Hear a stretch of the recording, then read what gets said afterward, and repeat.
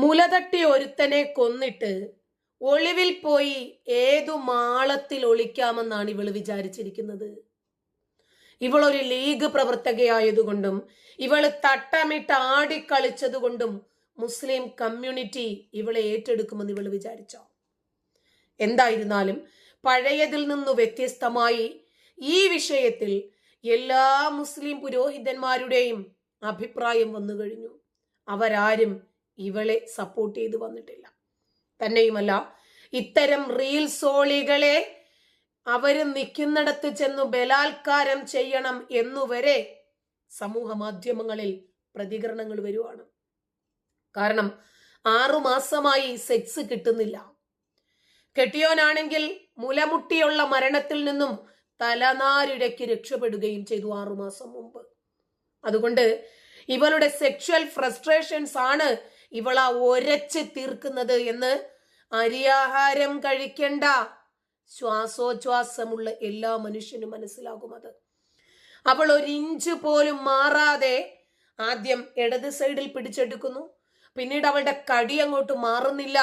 നോക്കിയപ്പോൾ സുമുഖനായ ചെറുപ്പക്കാരൻ അവനെ ഇവളുടെ വഴിക്ക് കിട്ടത്തില്ല എന്നറിഞ്ഞപ്പോൾ ഇടത് സൈഡിലും വലത് സൈഡിലും മാറി മാറി നിന്നിട്ട് കൊണ്ടുപോയി ഇവളുടെ കല്ലുമ്മക്കായ കൊണ്ടുപോയിട്ട് കല്ലിലിട്ട് ഒരയ്ക്കുന്നത് പോലെ ഒരച്ച് ഇവള് സുഖമെടുത്തിട്ട് ഒടുവിൽ ആ മനുഷ്യൻ മരണത്തിന് കീഴടങ്ങി എന്നറിഞ്ഞപ്പോൾ പോലും ഞാനിത് പ്രതീക്ഷിച്ചില്ല. മാനാഭിമാനമുള്ള മനുഷ്യൻ, ആ മനുഷ്യൻ അഭിമാനത്തിന് മാനത്തിന് അത്രയേറെ വില കൽപ്പിക്കുന്നത് കൊണ്ട് അദ്ദേഹം അത്രയും 43 വർഷം കാത്തു സൂക്ഷിച്ചു കൊണ്ടുവന്ന മാനം കപ്പല് കയറി എന്നറിഞ്ഞപ്പോൾ ഇനിയും ജീവിച്ചിരിക്കണ്ട എന്ന് അദ്ദേഹത്തിന് തോന്നി.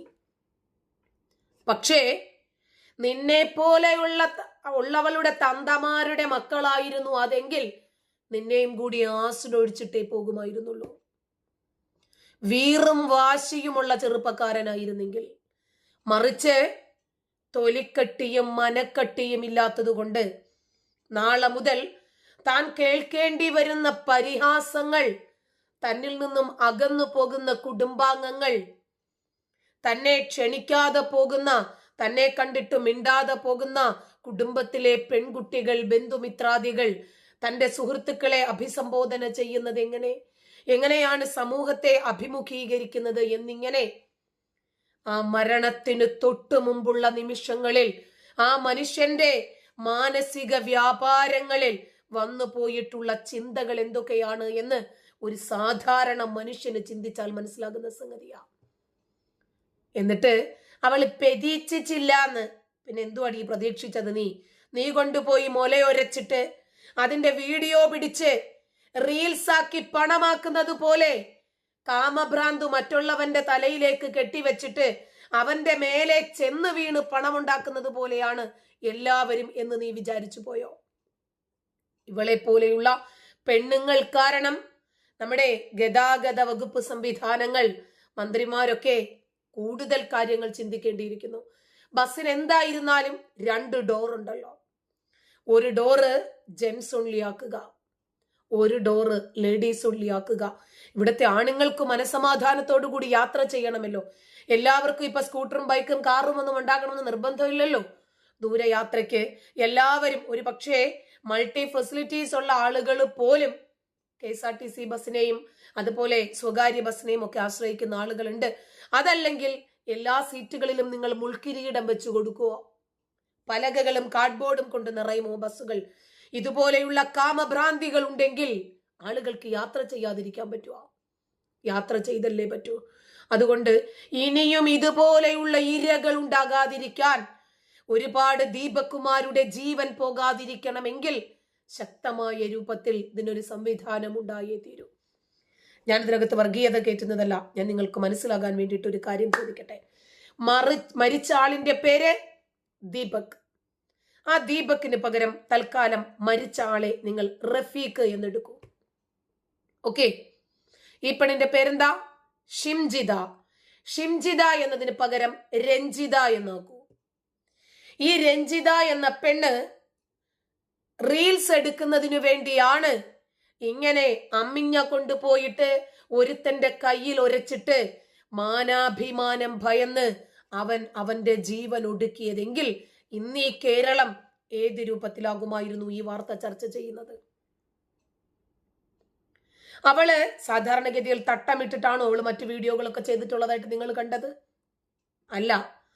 അപ്പൊ ഇങ്ങനെ ദീപക് എന്ന് പറയുന്ന ഒരു യുവാവിനെ കിട്ടി, സുമുഖനും സുന്ദരനും സൽസ്വഭാവിയും അതുപോലെ വളരെ മിതത്വം പാലിക്കുന്നതുമായിട്ടുള്ള ആളെ കണ്ടപ്പോൾ ഒന്ന് അടുപ്പിക്കണമെന്ന് ഇവക്ക് തോന്നിയതായിരിക്കില്ലേ എന്ന് തോന്നിപ്പോകുക. ക്ഷമിക്കണം.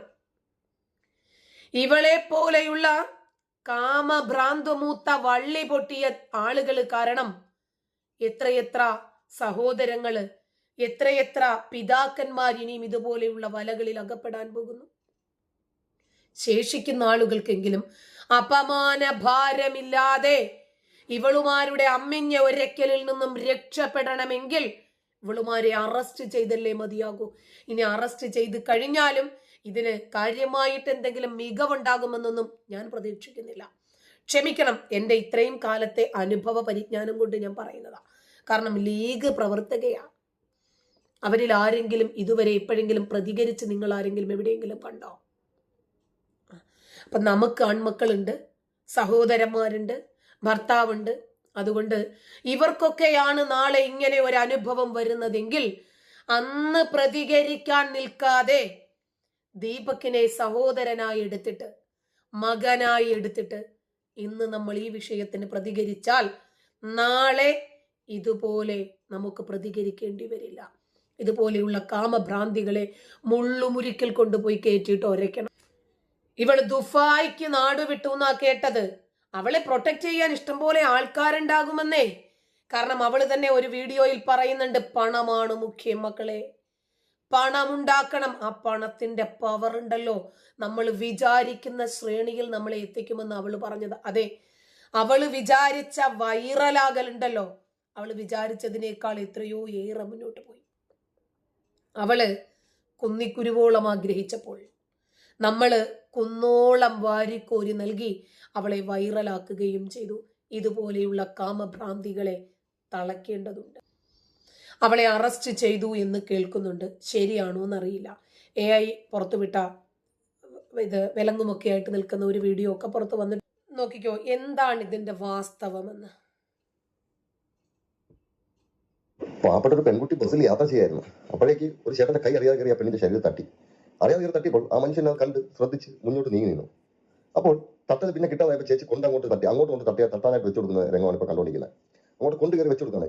ചേട്ടൻ എങ്ങോട്ടൊക്കെ മാറിയാലും അങ്ങോട്ടൊക്കെ കൊണ്ട് വെച്ചു കൊടുക്കും. ആ ചേച്ചിയാണ് ഈ വന്നിട്ട് എന്താ പറയുന്നത്, പഞ്ചായത്ത് വിടികളുടെ ചാരിത്ര പ്രസംഗം പോലെ ഈ വന്നാണെന്ന് പറഞ്ഞുകൊണ്ടിരിക്കുന്നത്. അതിനെക്കുറിച്ചൊക്കെയാണ് ഈ പറഞ്ഞുകൊണ്ടിരിക്കുന്നത്. ഇത്തരത്തിലുള്ള നീചരായിട്ടുള്ള സ്ത്രീകൾ ഈ ലോകത്തിന്റെ ശാപം തന്നെയാണ്. കണ്ടില്ലേ, അയാളുടെ കൈ എത്തുന്ന ദൂരത്തേക്ക് നീങ്ങി നിന്ന് തട്ട് കൊള്ളാൻ വേണ്ടി പോവാണ്. തട്ട് കൊള്ളാൻ വേണ്ടി പോവല്ല, തട്ടിക്കാൻ വേണ്ടി പോവുകയാണ്. കൊണ്ട് പോവുകയാണ്. ഈ സാധനം കൊണ്ട് തട്ടിച്ചു കൊടുക്കുക. ലാസ്റ്റ് ആ പാവപ്പെട്ട മനുഷ്യൻ ഈ വീഡിയോ അങ്ങോട്ട് പബ്ലിഷായി. ആ പുള്ളിക്കാരൻ കയറി ഈ അപമാന ഭാരത്താൽ കയറി തൂങ്ങി മരിച്ച ശേഷം വീഡിയോയും മുക്കി. ഈ പരിവൃത എന്താ ചെയ്യുന്നത്, വീഡിയോ മുക്കി കണ്ടം വഴി ഓടി കളഞ്ഞു. അപ്പൊ അത് കമന്റ് ഒന്നും ഇടാൻ പറ്റുന്നില്ല. ഈ ഇടയ്ക്ക് വേറൊരു KSRTC കയറിയിട്ട് ഇതുപോലൊരു വേലത്തരം കാണിച്ചിട്ട് വൈറലാകാൻ വേണ്ടി ചെയ്തു. ഇത്തരം പരിവ്രതമാരെ വലിച്ചു കീറലാണ് ഇന്ന് സോഷ്യൽ മീഡിയ എടുത്തുകൊണ്ടിരിക്കുന്ന എഫേർട്ട്.